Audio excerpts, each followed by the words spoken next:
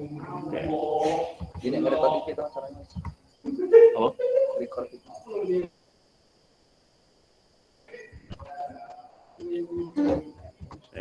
saya siapin.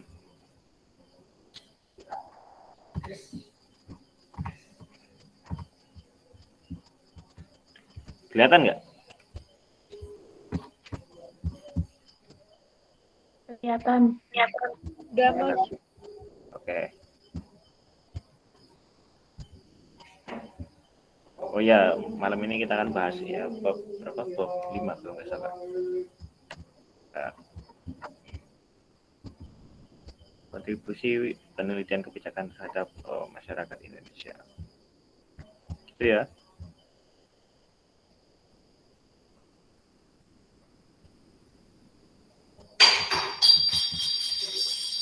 Kalem toh. Kamu ikan.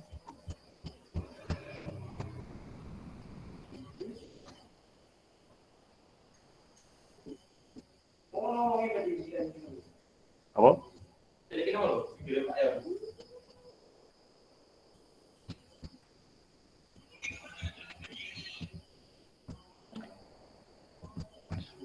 Bonus dan terpanjang kritik.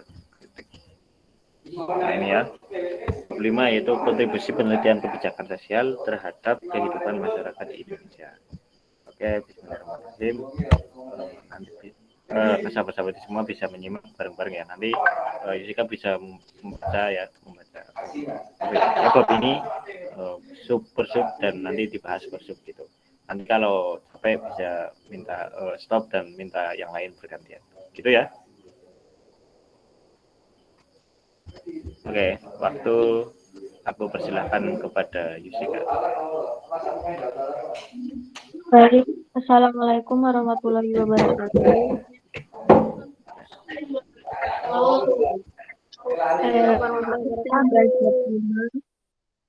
Yaitu kontribusi penelitian kebijakan sosial terhadap kehidupan masyarakat di Indonesia.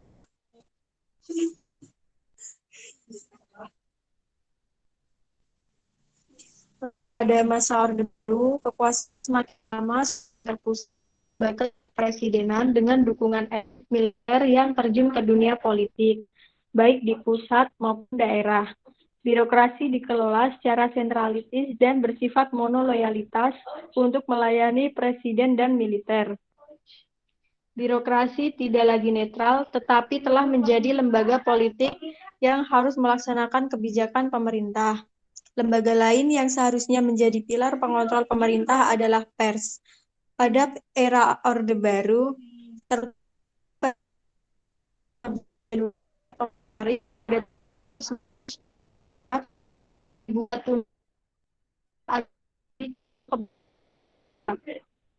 pemerintah Orde Baru lembaga yang harus dikontrol bagaimana partai politik bisa memasyarakatkan, walaupun hal itu tidak sipil.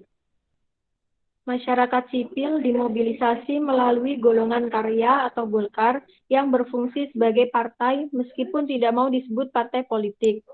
Ketua Dewan Pembina Golkar yang juga Presiden Republik Indonesia tidak hanya mengatur politik internal Golkar, tetapi juga mengontrol Dewan Perwakilan Rakyat atau DPR, bahkan Majelis Permusyawaratan Rakyat atau MPR.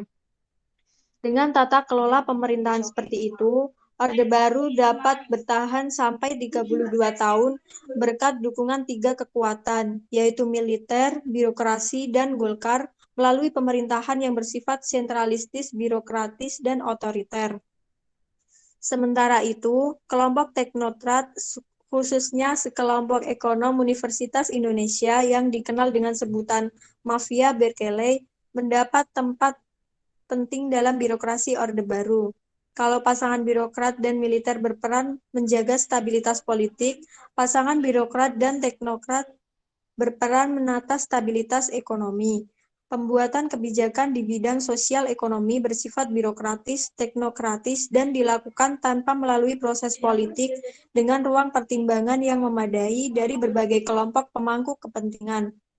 Dalam kaitan dengan pembuatan kebijakan, salah satu penopang bagi teknokrat adalah Harvard Institute for International Development yang antara lain melakukan kajian sosial ekonomi melalui proyek Development Policy and Implementation Studies.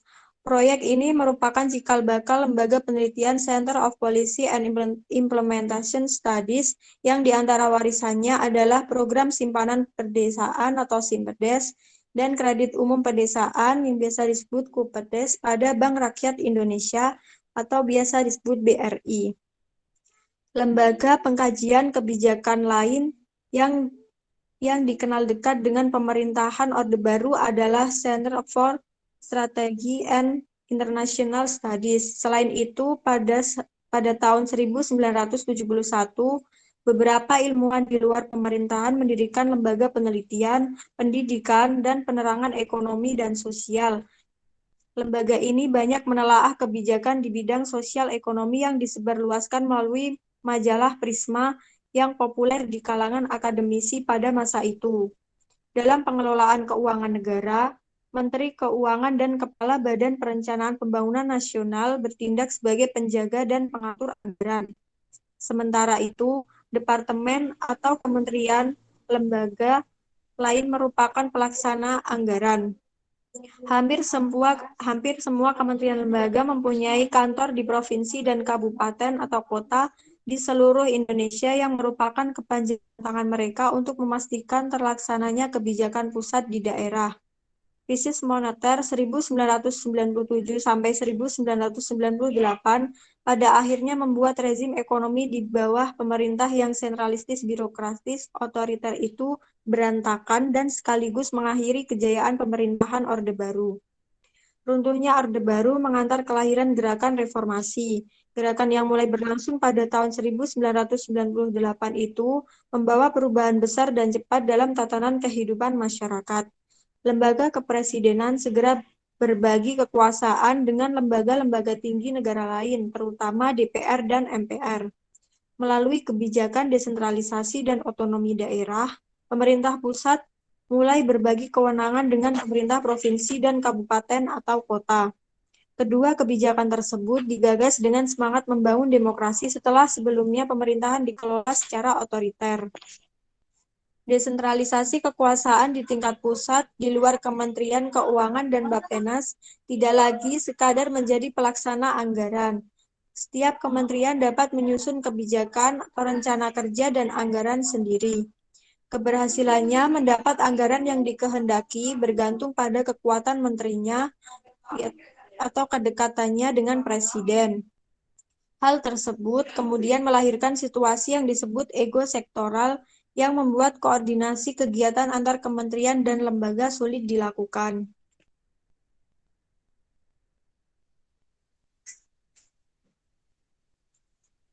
Era reformasi juga telah membebaskan pers dari belenggu pemerintah. Pers memiliki ruang kebebasan yang luas untuk memberitakan berbagai isu, termasuk proses penyusunan dan pelaksanaan kebijakan publik. Selain itu, gerakan reformasi menuntut birokrasi bersikap netral dan penataan kebijakan politik, ekonomi, dan sosial. Dalam praktiknya, pembuatan kebijakan publik dapat dilakukan oleh pejabat, lembaga, atau lembaga bersama pemangku kepentingan. Praktik terakhir ini merupakan cara yang paling demokratis. Namun, cara pembuatan keputusan yang demokratis saja tidak cukup. Setiap keputusan memerlukan dasar pertimbangan. Dasar pertimbangannya dapat terdiri dari 4 hal, yaitu yang pertama intuisi, kemudian yang kedua kumpulan gejala yang terlihat di permukaan, yang ketiga kumpulan pengalaman praktis, dan yang keempat yaitu kumpulan pengetahuan hasil penelitian. Pembuatan keputusan yang terbaik adalah manakala keputusan itu dibuat secara kelembagaan bersama seluruh pemangku kepentingan dengan menggunakan berdasarkan bukti terakhir hasil penelitian. Pada era reformasi, transparansi, partisipasi, dan akuntabilitas menjadi tuntutan masyarakat melalui media cetak, media elektronik, media sosial, dan forum pertemuan yang mewacanakan pemberdayaan masyarakat sipil dalam rangka penguatan kehidupan berdemokrasi. Masyarakat di pusat dan daerah mulai terlibat dalam proses rumusan dan pelaksanaan kebijakan yang mempengaruhi kehidupan mereka. Pada era reformasi, mungkin maupun ya, perempuan dan laki dalam yang dibuat oleh pengambil kebijakan. Situasi itu membuat pengambil kebijakan baik di pemerintahan maupun non-pemerintahan pada dasarnya tidak bisa lagi menyusun kebijakan hanya berdasar intuisi, gejala yang terlihat secara kasat mata ataupun pengalaman belaka. Artinya, setiap kebijakan perlu dirumuskan dengan dukungan bukti ilmiah mutakhir karena setiap informasi tentang peristiwa sosial, ekonomi, dan politik dengan mudah tersebar melalui keterbukaan komunikasi tingkat lokal, nasional, bahkan global. Situasi ini membuat dinamika kehidupan masyarakat dapat berubah setiap saat. Dalam keadaan seperti ini, sebenarnya peran kaum akademisi sebagai produsen pengetahuan di bidang ilmu sosial melalui proses penelitian ilmiah yang berkesinambungan sangat diperlukan. Namun, dalam praktiknya, pemanfaatan bukti ilmiah dalam menyusun kebijakan publik di Indonesia masih terbatas. Kemudian peneliti, pengambil kebijakan, dan pemangku kepentingan. Produk penelitian adalah hasil penelitian, sedangkan produk mengambil kebijakan adalah kebijakan. Suatu kebijakan akan memiliki kemungkinan lebih besar untuk berhasil mencapai tujuannya kalau dibuat berdasarkan bukti ilmiah yang diperoleh dari hasil penelitian. Sebaliknya, suatu hasil penelitian akan lebih bermanfaat kalau digunakan sebagai dasar bagi pembuatan kebijakan. Yang Oke, pertama oh, itu masih pengantar ya. Gimana ya sih, nggak mau bahas pengantarnya atau lanjut dulu? mau lanjut Oke. Lanjut dulu. ya. Oke, lanjut dulu nggak apa-apa. Yang pertama, penelitian dan perumusan kebijakan. Pakar memberikan definisi yang berbeda tentang kebijakan publik. Jadi pada tahun 2008 menyatakan bahwa kebijakan publik adalah apapun yang pemerintah pilih untuk melakukan atau tidak melakukan sesuatu. Definisi ini mengisyaratkan bahwa urusan memerlukan campur tangan pemerintah. Ada aktor di luar pemerintah, misalnya mekanisme pasar, hukum adat, dan lain-lain yang diasumsikan mempunyai kemampuan menyelesaikan persoalan masyarakat. Sementara itu, pakar lain seperti Chandler dan Plano pada tahun 1988 mengatakan bahwa karena pemerintah memiliki otoritas terhadap berbagai sumber daya publik, kebijakan publik merupakan bentuk intervensi nyata pemerintah dalam rangka memecahkan berbagai permasalahan sosial, termasuk di dalamnya keberpihakan pemerintah terhadap kelompok masyarakat tertentu yang dianggap memerlukan intervensi pemerintah secara khusus dalam mengatasi persoalan mereka. Karena kebijakan publik pada dasarnya dibentuk untuk mengatur kehidupan masyarakat, menjadi masuk akal jika penentuan dan atau penyusunannya juga melibatkan masyarakat atau komponen masyarakat. Hal ini sejalan dengan pendapat Easton pada tahun 1971 yang mendefinisikan kebijakan publik sebagai fungsi hubungan antara unit pemerintahan dengan lingkungan masyarakatnya yang terus berkembang. Visi dan misi pemerintah disampaikan dalam proses pemilihan presiden, gubernur, dan bupati atau wali kota. Jika mereka terpilih, artinya proporsi terbesar publik dianggap telah sepakat dengan visi dan misi pemerintah. Namun, pada tataran praktis, pemerintah memang tidak sepenuhnya mempunyai otoritas menciptakan kebijakan publik sesuai dengan keinginannya sendiri. Karena pemerintah tidak bekerja dalam ruang hampa, banyak peraturan perundang-undangan yang membatasi ruang gerak pemerintahan dalam menentukan kebijakan publik. Pemerintah sebagai pemegang otoritas penentu kebijakan publik memerlukan banyak informasi berkaitan permasalahan masyarakat dan cara paling efektif untuk menyelesaikannya. Semua informasi terkini yang mempunyai validitas tinggi merupakan prasyarat bagi terciptanya kebijakan publik yang relevan. Penelitian dapat mengambil peran besar dalam proses ini karena melalui penelitianlah berbagai informasi dan bukti yang valid dikumpulkan. Penyajian informasi secara objektif dan sistematis berdasarkan bukti ilmiah yang didukung oleh berbagai teori merupakan kelebihan penelitian dibanding informasi yang diperoleh dengan cara lain. Untuk itu, peneliti sudah selayaknya memahami benar proses pembuatan kebijakan yang berlaku, baik di eksekutif maupun legislatif, bahkan juga di lembaga non-pemerintah. Menurut Korn, pada tahun 2006, para peneliti dapat memberikan kontribusinya terhadap kebijakan publik. Beberapa di antara caranya yaitu yang pertama, mengidentifikasi peluang dan hambatan politis. Kemudian yang kedua, menyatakan dukungan atau penolakan. Yang ketiga, memperkenalkan paradigma baru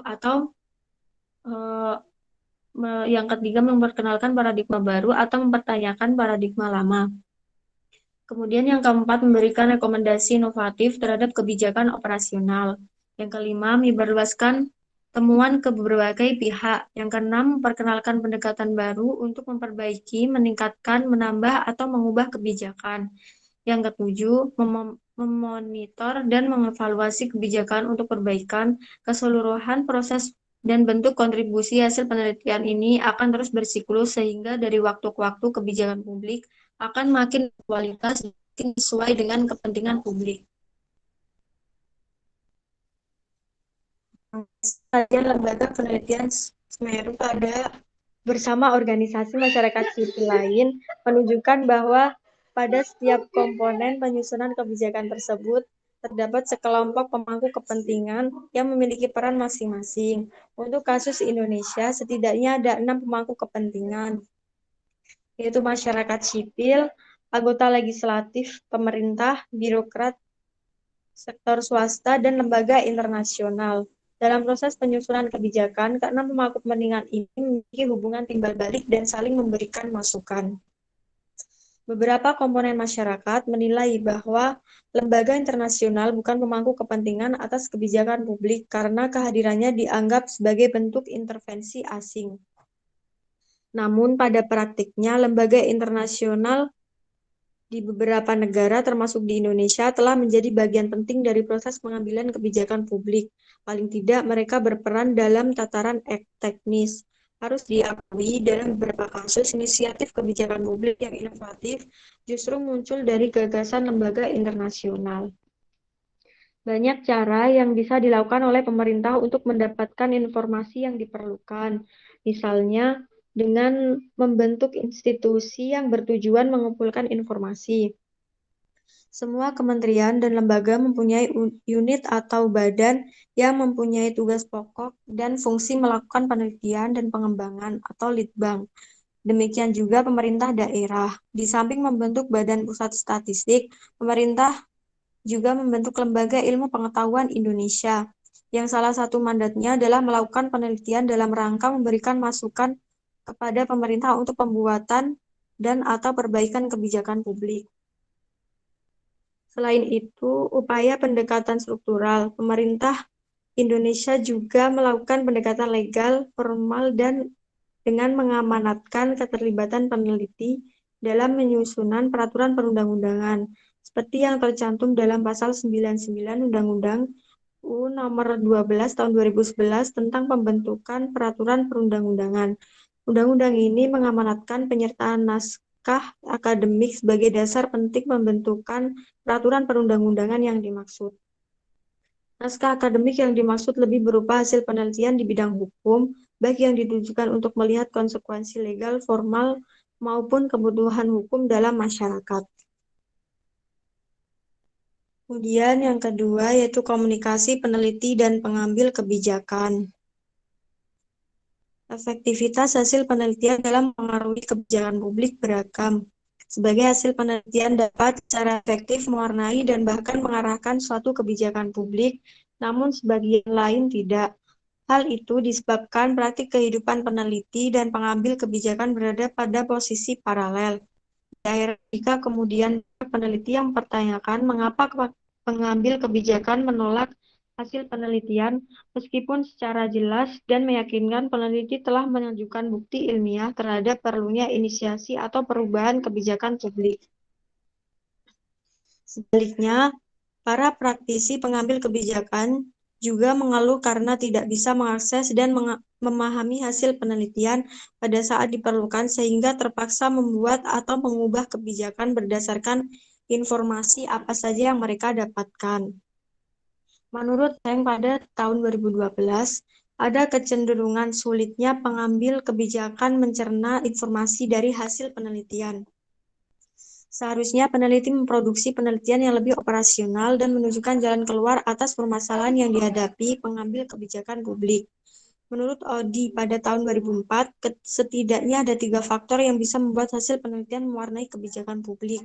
Yang pertama, peneliti harus mempunyai pemahaman yang baik terhadap proses pembuatan kebijakan, apa saja faktor kunci yang memengaruhi dan bagaimana faktor itu berhubungan satu sama lain. Kemudian, kualitas bukti yang dimiliki, apakah bukti yang tersedia kredibel, praktis, dan secara operasional berguna.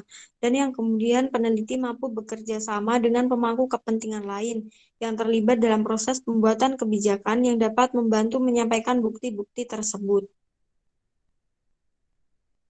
Kedua, peneliti mampu mengidentifikasi siapa saja yang secara politik berpihak atau menolak kebijakan tertentu. Selanjutnya, peneliti harus membangun koalisi dengan kelompok yang berpendirian sama. Secara cepat dapat memanfaatkan hasil penelitian dan dapat bereaksi tepat terhadap jendela kebijakan yang terbuka. Yang ketiga, peneliti harus memiliki jiwa kewirausahaan. Maksudnya, mampu berkomunikasi secara efektif, mengenali dan dapat bekerja sama dengan mengambil kebijakan.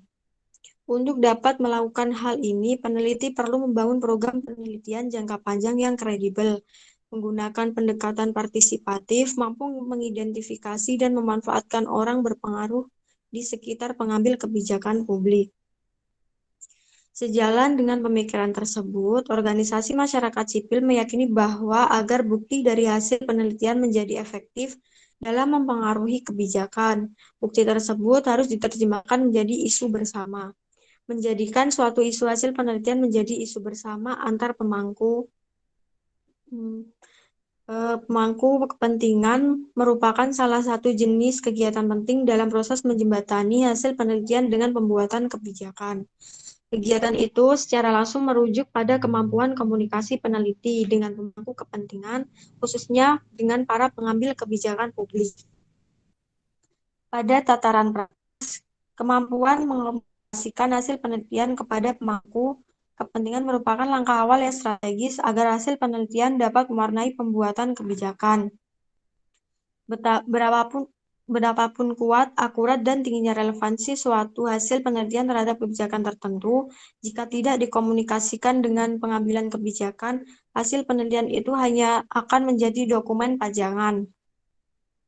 Menurut Hoffman pada tahun 2005, peneliti harus memerhatikan beberapa hal agar hasil penelitiannya mempunyai peluang ikut mewarnai suatu kebijakan. Dalam konteks mengkomunikasikan hasil penelitian terdapat 3 hal penting, yaitu yang pertama perencanaan, kemudian yang kedua penargetan, dan yang ketiga yaitu pengemasan. Pada aspek perencanaan dan penargetan, peneliti harus mampu melakukan analisis masalah, kebijakan, dan pemetaan pemangku kepentingan sesuai dengan kepentingan dan atau preferensinya. Pemetaan pemangku kepentingan sebagai target merupakan pedoman agar peneliti bisa menyesuaikan kemasan hasil penelitiannya sesuai dengan selera pengguna tanpa harus mengubah substansinya. Intinya adalah agar pengambil kebijakan tertarik dan mudah memahami hasil penelitian dan tidak jarang sangat kompleks. Banyak strategi dan media yang dapat digunakan peneliti agar hasil penelitiannya sampai kepada pengambil kebijakan, baik secara langsung maupun tidak langsung.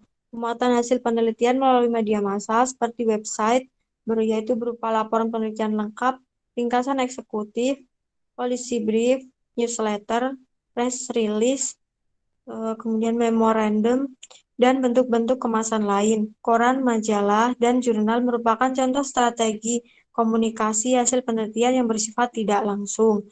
Strategi ini bisa efektif jika bukti atau isu hasil penelitian dapat menarik perhatian pemangku kepentingan sehingga menjadi wacana bersama.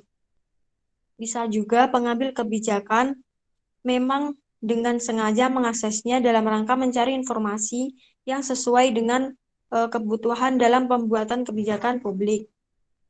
Strategi komunikasi dapat dilakukan secara langsung, antara lain dilakukan melalui seminar, memorandum kepada pengambil kebijakan publik, dan komunikasi personal. Bentuk komunikasi demikian pada umumnya lebih efektif karena antara peneliti dan pengambil kebijakan dapat terjadi interaksi intensif. Peneliti mempunyai kesempatan lebih besar menyampaikan hasil penelitiannya secara lengkap dan mendalam. Pada akhirnya, komunikasi yang efektif antara peneliti dan pengambil kebijakan diharapkan akan meningkatkan kemauan politik dari pengambil kebijakan untuk menggunakan bukti ilmiah sebagai dasar pembuat kebijakan. Yang ketiga yaitu perumusan kebijakan. Itu ada transparansi, partisipasi, dan akuntabilitas. Sejalan dengan makin terbukanya sistem informasi, demokratisasi, dan desentralisasi, banyak hal yang berkaitan dengan aspek pemerintahan dan kehidupan masyarakat yang juga makin terbuka. Pemerintah tidak lagi bisa sendirian memosisikan diri sebagai aktor tunggal yang berpretensi mampu mengatasi segala persoalan berbangsa dan bernegara. Pemerintah juga tidak bisa lagi dalam posisi menganggap semua tindakannya benar dengan sendirinya. Keseluruhan aspek tersebut sebenarnya merupakan cerminan dari tekad semua pemangku kepentingan untuk mempraktikkan tata kelola pemerintahan yang baik. Dalam konsepsi ini, prinsip partisipasi, transparansi, akuntabilitas berpijak pada hukum responsif, berorientasi pada konsensus, keadilan, serta inclusiveness menjadi fondasi penting. Dalam perspektif tata kelola pemerintahan atau governance, terjadi penanggalan pemahaman konvensional yang menempatkan pemerintah sebagai aktor tunggal dalam penyelenggaraan negara dalam proses kebijakan publik. Realitas sosial dan proses demokratisasi yang makin luas dan berkembang membuat pola pembuatan kebijakan dari atas ke bawah atau top-down yang dilakukan pemerintah tidak lagi relevan. Kondisi fungsi representasi dan ketertiban sosial dalam proses pembuatan kebijakan publik masih mengalami distorsi yang besar. Peran serta politik masyarakat melalui kelompok masyarakat, warga, atau civil society harus makin dikuatkan. Melalui cara ini diharapkan proses pembuatan kebijakan publik bukan hanya memenuhi asas partisipatif, tetapi juga lebih responsif terhadap masalah sosial yang dihadapi dan makin mudah dipertanggungjawabkan. Kompleksitas kehidupan masyarakat yang makin tinggi juga menuntut kualitas kebijakan yang makin baik dan komprehensif. Pelibatan aktor yang lebih luas di luar aktor yang ada di eksekutif dan legislatif makin relevan karena mereka mungkin memiliki pengalaman dan pengetahuan yang lebih baik. Seperti yang ditekankan oleh Simon pada tahun 1947 di buku klasiknya tentang perilaku administrasi, bahwa manusia memiliki rasionalitas yang terbatas dalam pengambilan keputusan. Rasionalitas individu yang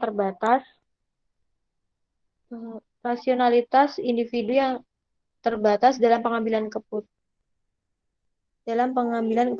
Rasionalitas individu dibatasi setidaknya oleh 3 hal, yaitu yang pertama, informasi yang mereka miliki, kemudian yang kedua, kapasitas kognitif pikiran mereka, dan yang ketiga, jumlah waktu yang tersedia dalam membuat keputusan.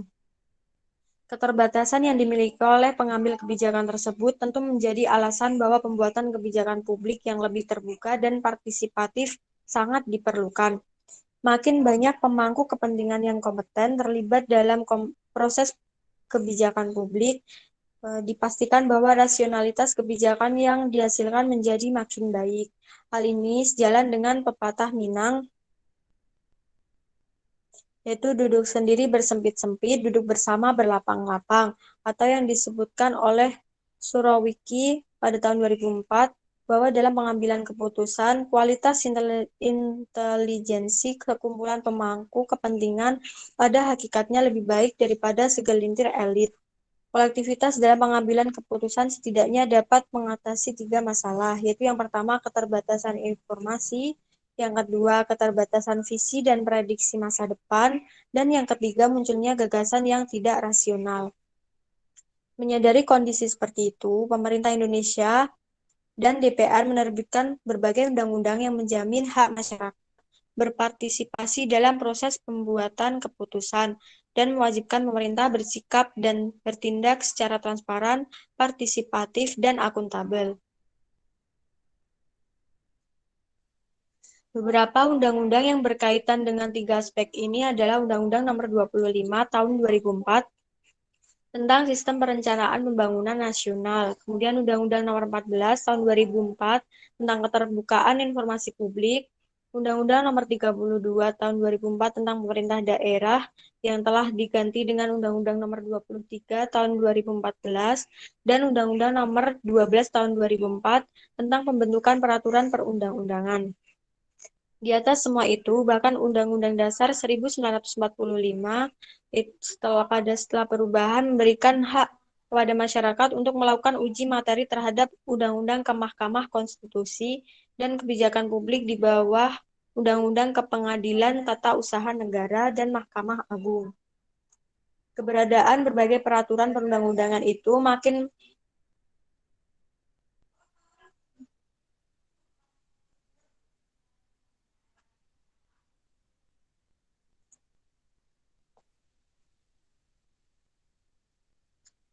Keberadaan berbagai peraturan perundang-undangan itu makin meneguhkan bahwa secara normatif, pemerintah Indonesia telah mengadopsi mekanisme pengambilan keputusan secara partisipatif, transparan, dan akuntabel.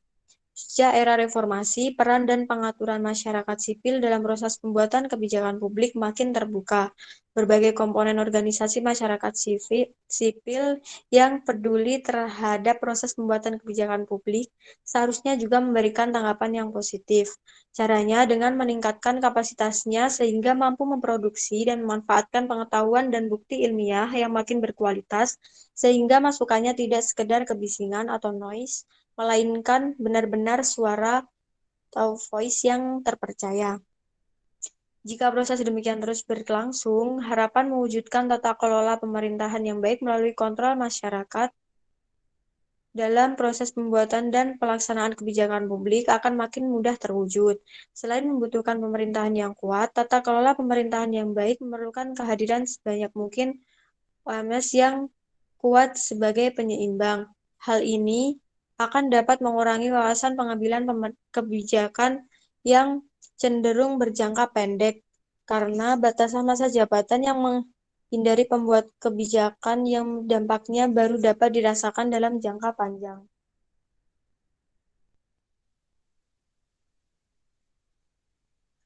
Di ranah kebijakan publik, perkembangan seperti itu berakibat pada makin meluasnya medan kebijakan yang memungkinkan aktor non-pemerintah untuk terlibat. Ketika pemerintah tidak lagi memonopoli fungsi perumusan dan pelaksanaan dalam proses kebijakan publik, pemerintah memiliki peran besar dalam mengatur hubungan antar aktor dalam proses tersebut. Istilah governance without government, pemerintah tanpa pemerintah, yang dipopulerkan oleh Rosnau dan Sempril pada tahun 1992 atau konsepsi pemerintahan yang steering rather than rowing atau menyetir dan bukan mendayung dalam buku Reinventing Government karya Osborne dan Weber pada tahun 1991 menjadi gambaran yang paling cocok untuk mewakili kondisi ini. Kemudian yang selanjutnya yaitu penelitian dan kebijakan dari perumusan sampai evaluasi. Bagian ini membahas contoh hasil-hasil penelitian Semeru yang mengaruhi pembuatan kebijakan dalam periode sejak era reformasi dengan menggunakan kasus pada 3 bidang. Yang pertama yaitu pemberdayaan masyarakat dan penanggulangan kemiskinan. Pemberdayaan adalah upaya sosial yang memperluas kemungkinan bagi rakyat miskin untuk mengorganisasi diri dalam menyelesaikan masalah bersama berdasarkan sumber daya yang mereka miliki. Rakyat miskin tidak boleh dipandang sebagai pihak yang serba kekurangan dan dijadikan objek pasif penerima pelayanan semata. Sebaliknya, mereka perlu ditempatkan sebagai pemilik beragam kemampuan yang dapat dimobilisasi untuk meningkatkan mutu kehidupan.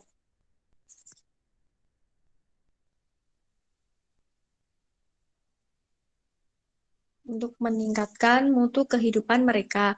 Setiap komunitas miskin, meskipun mempunyai berbagai keterbatasan, juga mempunyai modal manusia, itu pengetahuan, keterampilan, modal budaya yang meliputi nilai perilaku, kepercayaan, peralatan, modal ekonomi berupa aset, dan modal sosial, akses, dan jaringan. Keterbatasan atas berbagai modal yang mereka miliki itulah yang membuat mereka miskin, sehingga kemiskinan harus dikaji dan ditanggulangi secara multidimensional. Tujuan pemberdayaan adalah memperkuat kemandirian rakyat miskin, baik secara kelompok maupun perorangan, dalam melakukan upaya pengembangan penghidupan berkelanjutan. Tujuan ini dibandingkan dengan proses yang berlangsung secara alamiah, dipercaya akan dapat dicapai relatif lebih cepat melalui interaksi dengan pihak luar atau para pekerja sosial atau pendamping yang bekerja berdasarkan dorongan, baik karitatif maupun profesional. Dalam kaitan itu, kegiatan pemberdayaan pada dasarnya selalu ditujukan dalam rangka penanggulangan kemiskinan dalam arti luas.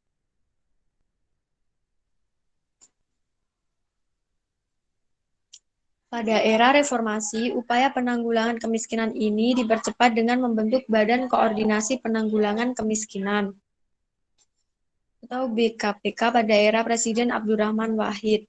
Komite Penanggulangan Kemiskinan KPK pada era Presiden Megawati Soekarno Putri dan menjadi Tim Koordinasi Penanggulangan Kemiskinan atau TKPK pada era Presiden Susilo Bambang Yudhoyono. Di bawah Presiden Abdurrahman Wahid dan Presiden Megawati Soekarno Putri, kelembagaan penanggulangan kemiskinan belum sempat berkembang. Di bawah Presiden Susilo Bambang Yudhoyono, meskipun bernama Tim Kelembagaan Penanggulangan Kemiskinan berubah menjadi organisasi yang makin bersifat birokratis. Tim Nasional Percepatan Penanggulangan Kemiskinan sebagai representasi dari TKPK nasional mempunyai lebih dari 200 staf untuk mengerjakan banyak hal.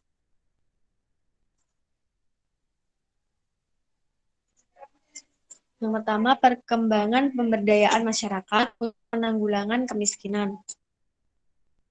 Sejarah pemberdayaan masyarakat terkait kemiskinan di Indonesia dapat ditelusuri sejak era pemerintah Hindia Belanda. Politik etis yang bermaksud mengurangi kemiskinan dengan mudah dapat menarget rakyat miskin karena pada masa itu hampir seluruh penduduk pribumi masuk kelompok miskin. Hal serupa terjadi juga dengan upaya penanggulangan kemiskinan pada era Presiden Soekarno dan periode awal era Presiden Soeharto karena mayoritas rakyat masih tergolong miskin. Berbagai program pembangunan pada era Presiden Soeharto, meskipun tidak menggunakan label penanggulangan kemiskinan, berhasil menurunkan jumlah orang miskin dari sekitar 40,1% pada tahun 1976 menjadi 11,3% pada tahun 1996. Proporsi rakyat miskin ketika makin sedikit, upaya penanggulangan pun menjadi makin sulit. Untuk itu, pada tahun 1979 di sektor pertanian, pemerintah mulai berinovasi melalui program pembinaan peningkatan pendapatan petani nelayan kecil atau P4K dengan mengerahkan penyuluhan pertanian lapangan atau PPL. Kemudian pada 1993 sampai 1994 muncul upaya penanggulangan kemiskinan yang lebih luas melalui program instruksi Presiden atau Inpres tentang desa tertinggal atau IDT. Program ini tidak hanya menyasar petani atau nelayan, tapi juga komunitas miskin di desa-desa terbelakang di seluruh Indonesia.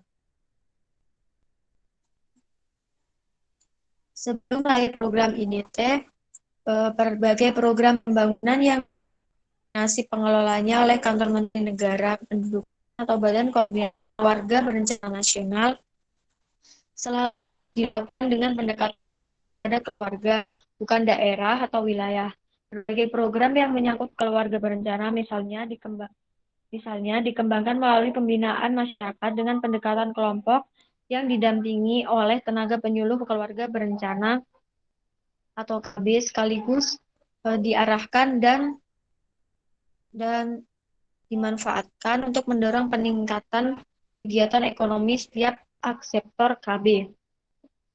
Dalam tahun anggaran 1996 sampai 1997, Kantor Menteri Negara Kependudukan atau BKKBN menjadi penggerak utama program tabungan keluarga sejahtera dan kredit usaha keluarga sejahtera atau KUKESRA. Pada tahun 1997, dilakukan pilot upaya penanggulangan kemiskinan dengan target beberapa macam kemiskinan.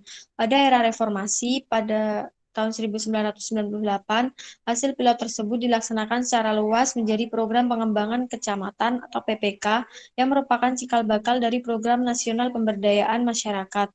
Kemudian pada tahun 2007, pemerintah mengeluarkan program Keluarga Harapan atau PKH yang merupakan bantuan pendampingan bersyarat kepada keluarga miskin yang memiliki ibu hamil atau nifas, anak umur 0 sampai 6 tahun, anak usia 7 sampai 18 tahun yang belum menamatkan pendidikan dasar.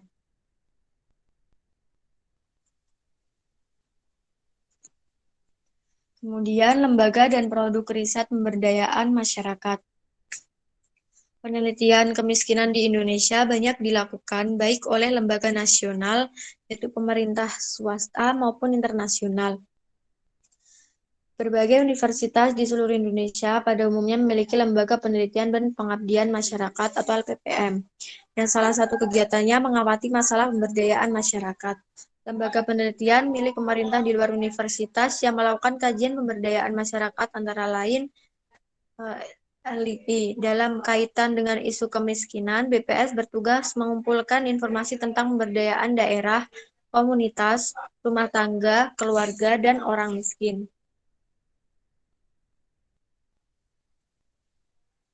Lembaga non-pemerintah yang dikenal banyak melakukan kajian tentang pemberdayaan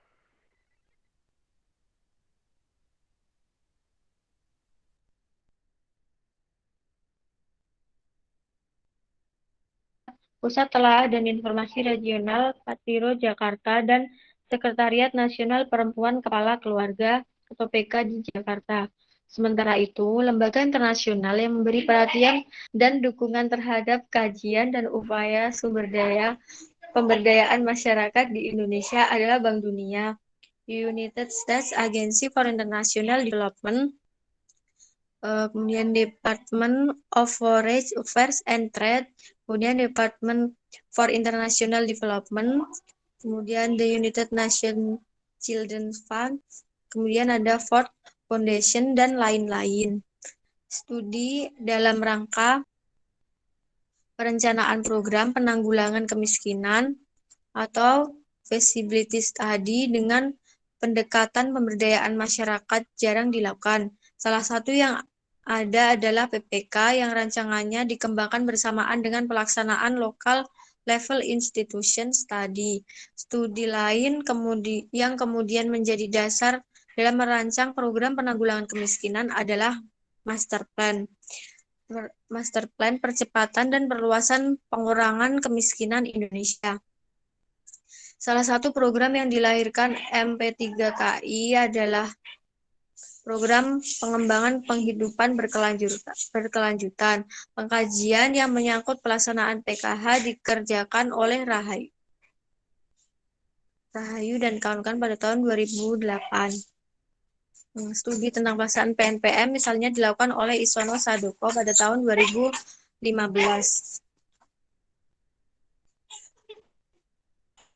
Kemudian keadilan gender.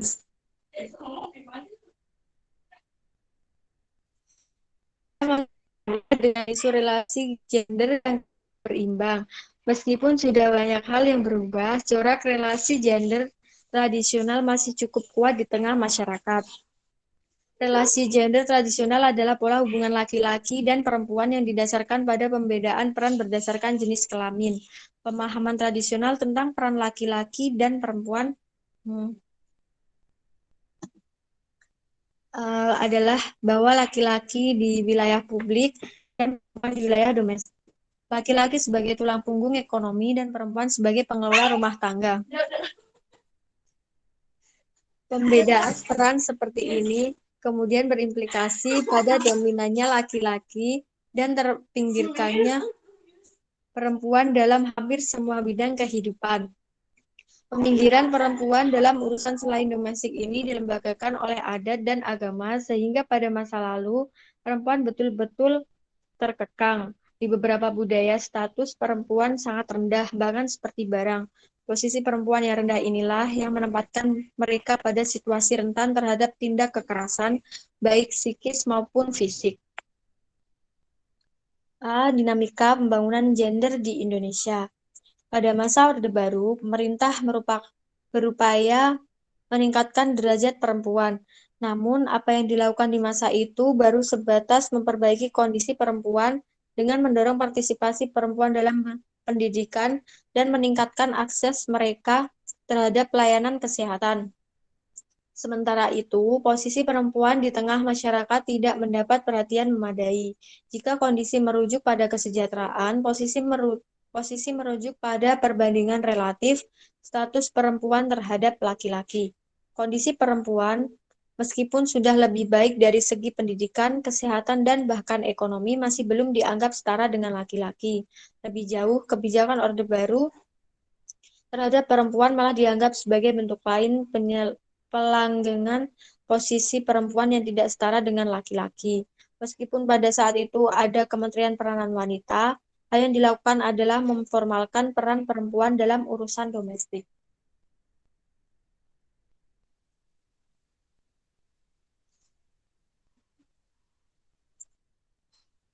Pada era reformasi, isu gender mendapat perhatian lebih besar dari banyak pihak, baik pemerintah maupun non-pemerintah.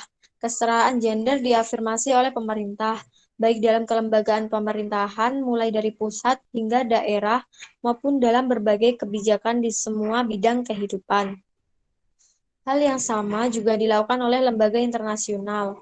Sementara itu, lembaga swadaya masyarakat atau LSM yang fokus pada advokasi isu gender juga bermunculan. Pendekatan utama pemerintah sejak era reformasi terhadap isu gender adalah kebijakan pengarusutamaan atau mainstreaming policy dan perlakuan khusus atau affirmative policy. Pengarusutamaan adalah sebuah strategi untuk menjadikan gender sebagai salah satu dimensi dalam setiap kebijakan pemerintah. Dengan begitu, gender tidak mesti muncul sebagai sebuah nomenklatur, melainkan semua program harus selalu berdimensi gender dengan mengakomodasi kepentingan dan kebutuhan yang berbeda antara laki-laki dan perempuan. Karena sebagai dimensi, gender tidak pernah muncul sebagai sebuah prioritas tersendiri dalam berbagai pembangunan pemerintah. Sementara itu, perlakuan khusus terhadap perempuan adalah strategi untuk meningkatkan kesetaraan antara laki-laki dan perempuan melalui berbagai program khusus yang ditujukan kepada perempuan. Beberapa program afirmatif ini, misalnya kebijakan penetapan kuota tertentu bagi kepesertaan perempuan dalam berbagai bidang kegiatan dan program, memberikan prioritas bagi perempuan dibanding laki-laki dalam bidang kegiatan tertentu, atau bahkan membuat program yang secara eksklusif ditujukan bagi perempuan.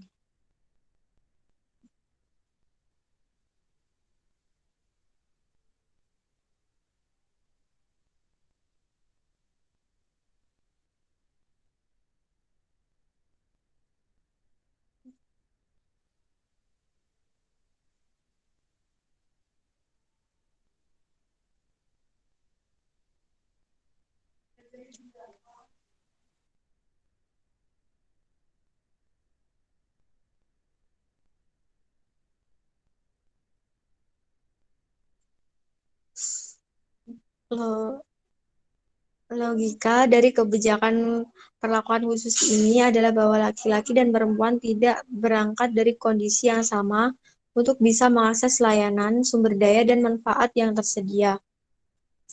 Oleh karena itu, jika tidak diberikan perlakuan khusus pada perempuan, mereka tidak akan bisa berkompetisi dengan laki-laki. Sementara itu, logika pengarusutamaan adalah pengaruh utama bisa dengan baik dalam kondisi yang sama antara laki-laki dan perempuan.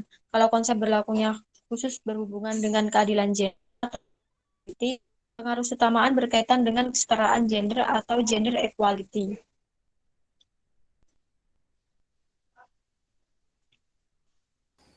Terlepas dari Halo, ya, Blue.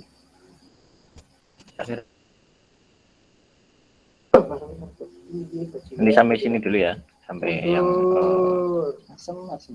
sampai sini tradisional dalam masyarakat. Panjang ya.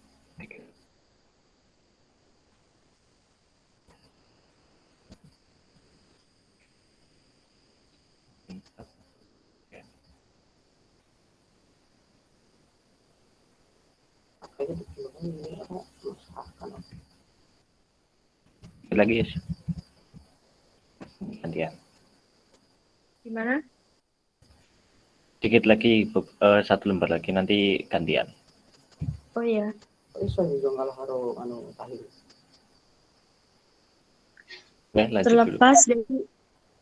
Terlepas dari ideologi dan kebijakan negara yang tidak begitu mendukung terhadap perempuan semasa Orde Baru, perjuangan perempuan untuk mendapatkan harkat dan martabat yang lebih tinggi sudah berlangsung lama.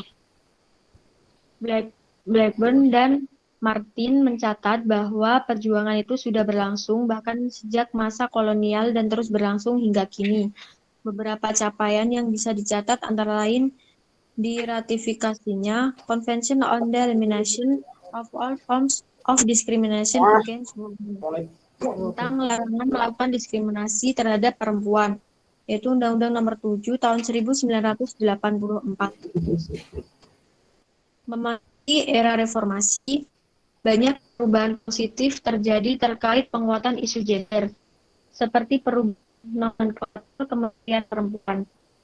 Kementerian Peranan Wanita yang pada masa Orde Baru dianggap mendomestikasi berubah menjadi mengafirmasi kesetaraan, yaitu Kementerian Pemberdayaan Perempuan. Perubahan ini diikuti pula dalam nomenklatur Satuan Kerja Perangkat Daerah SKPD.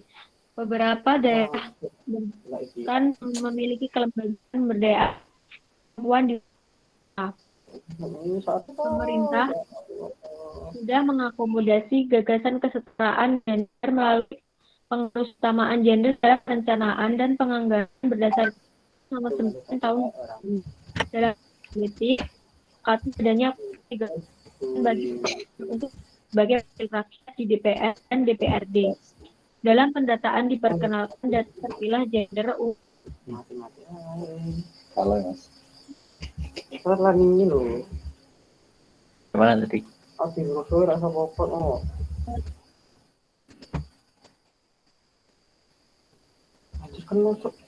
Saya mana tadi?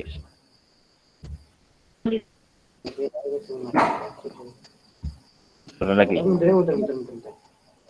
disepakati 30% bagi perempuan untuk wakil rakyat di DPR dan DPRD. Dalam pendataan diperkenalkan istilah gender untuk memastikan perempuan dalam berbagai pendataan pemerintah. Selain itu, juga membentuk Komisi Nasional Anti-Kekerasan atau Komnas Perempuan, mengeluarkan berbagai keputusan untuk mendorong keutamaan gender dan berbagai kebijakan kelembagaan dan menjelaskan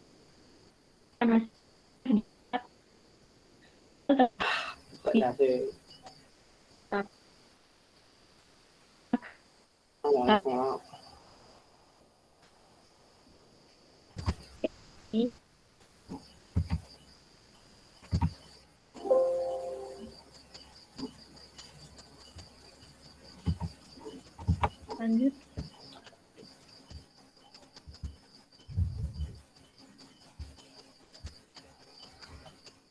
Berbagai indikator ini kemudian perkembangannya dalam berbagai teks yang dikembangkan belakangan terutama oleh United Nations Development Program. dapat dilihat pada tangan. Nah,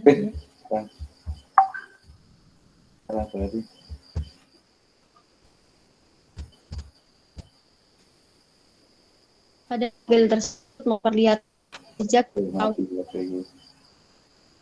BPM pun dapat kecenderungan terus meningkat. Ini hampir sama yakni meningkat sangat pokok.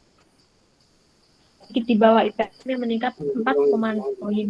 Sementara itu, kolom ID memperlihatkan keterlibatan perempuan dalam bidang politik dan pengambilan keputusan tinggi. Bahkan dibanding pencapaian di bidang kesehatan dan pendidikan, pencapaian pembangunan gender, pengambilan keputusan maju. Terjadi peningkatan, namun ketimpangan antara laki-laki dan perempuan tetap ada.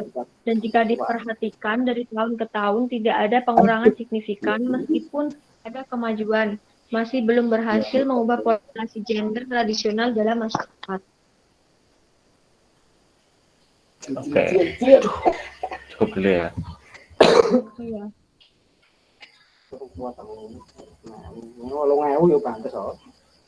Istirahat dulu.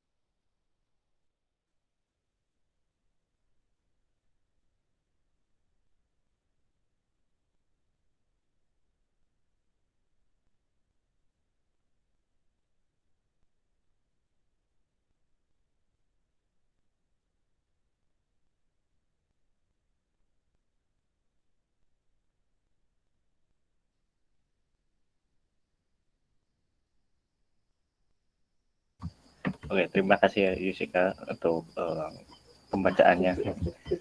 Mungkin bisa istirahat dulu sambil minum-minum atau yang lainnya. Karena memang pembahasannya seperti ini agak normatif dan seperti buku kuliah gitu ya. Dan ini lebih banyak membahas bagaimana proses kebijakan dibuat dengan melibatkan penelitian gitu. Yang awalnya itu berasal dari Orde Baru gitu, Orde Baru di mana kebijakan penelitian kebijakan itu dibuat dengan mendukung pemerintah, mendukung apa yang akan dilaksanakan agenda pemerintah, sehingga kebijakan ya orientasinya untuk menguntungkan pemerintah. Namun sejak berjalannya waktu pada masa Orde Baru lahirlah pers gitu ya, dan pers itu menjadi salah satu-satunya bahkan satu-satunya yang dapat mengontrol. Namun di Orde Baru pun pers itu juga dibredel terus menerus. Akhirnya pada akhir Orde Baru lahirlah gerakan sosial yang besar sehingga menghasilkan yang namanya reformasi. Nah, dari reformasi ini menghasilkan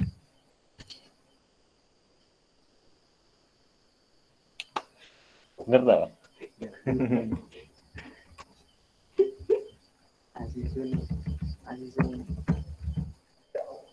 IPS. Apa yang IPS? Oh, nggak sih ngomong. Masih bola li aku. Lanjut. Oh sih.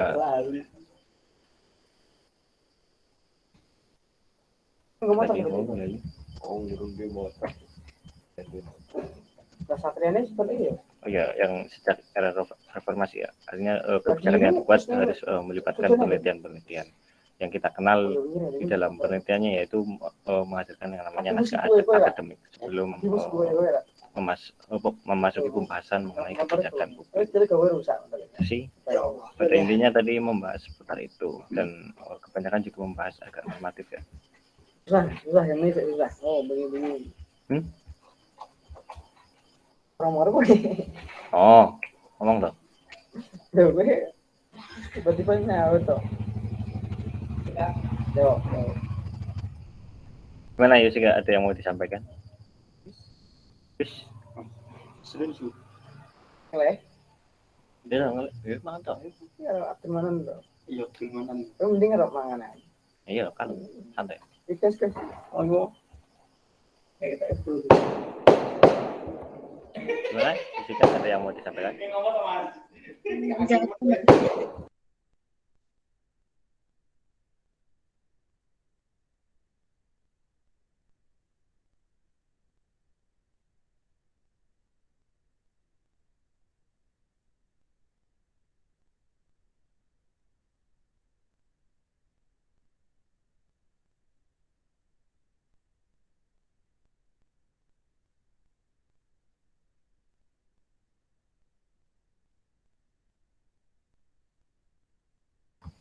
Gimana Yusika, ada yang mau disampaikan?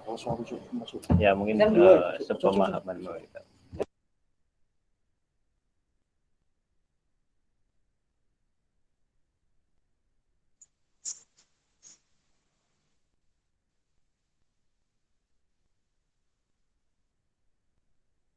Halo, suaranya belum masuk kok.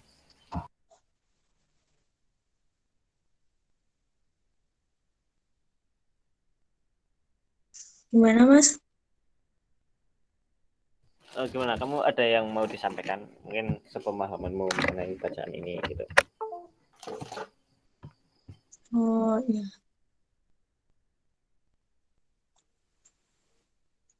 Ini bacaan mengenai penelitian kebijakan sosial terhadap kehidupan masyarakat di Indonesia. Ya tadi seperti yang disampaikan Mas Manan ya, ini membahas tentang penelitian yang sangat penting dalam perannya untuk menentukan kebijakan-kebijakan yang ada di Indonesia. Jadi penelitian itu sangat berperan penting untuk menghasilkan sebuah kebijakan bagi kehidupan masyarakat di Indonesia, begitu menurut saya. Dah,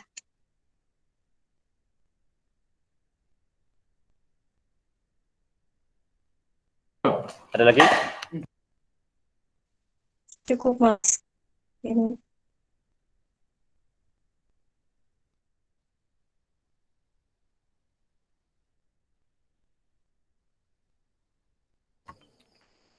Oke. Berapa ini tuh 9 ya? Halo Supri. Supriyati masih nyimak nggak?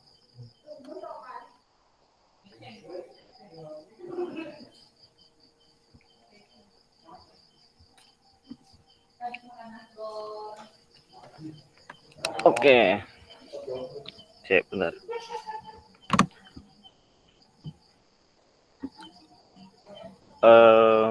Mungkin kita ini saja ya. Nanti teman-teman bisa melanjutkan membaca sendiri karena memang apa ya? Kayaknya kalau kita membaca terlalu banyak juga tidak kondusif gitu. Nanti mungkin sebagai evaluasi kita ya nanti minggu-minggu selanjutnya kita pakai metode presentasi saja biar tidak terlalu lama dan ternyata buku ini cukup normatif juga ya seperti buku-buku perkuliahan pada umumnya. Mungkin nanti ke depan kita membahas buku ini dengan metode presentasi gitu karena ini juga masih trial dan error ya mencari metode belajar yang efektif tentunya berdasarkan bobot buku kemudian apalagi ya panjangnya bacaan dan tentunya berbagai penelitian juga mengatakan bahwa terlalu lama di Zoom itu kurang sehat gitu teman-teman. Jadi malam ini kita cukupkan saja ya gitu. Semoga ya teman-teman bisa membacanya nanti ya memberikan pemahaman sendiri-sendiri. Terima kasih Yusika yang udah mau membaca ya cukup lama tadi. Mungkin barangkali capek dan perlu istirahat juga baik mata tenaga pikiran gitu.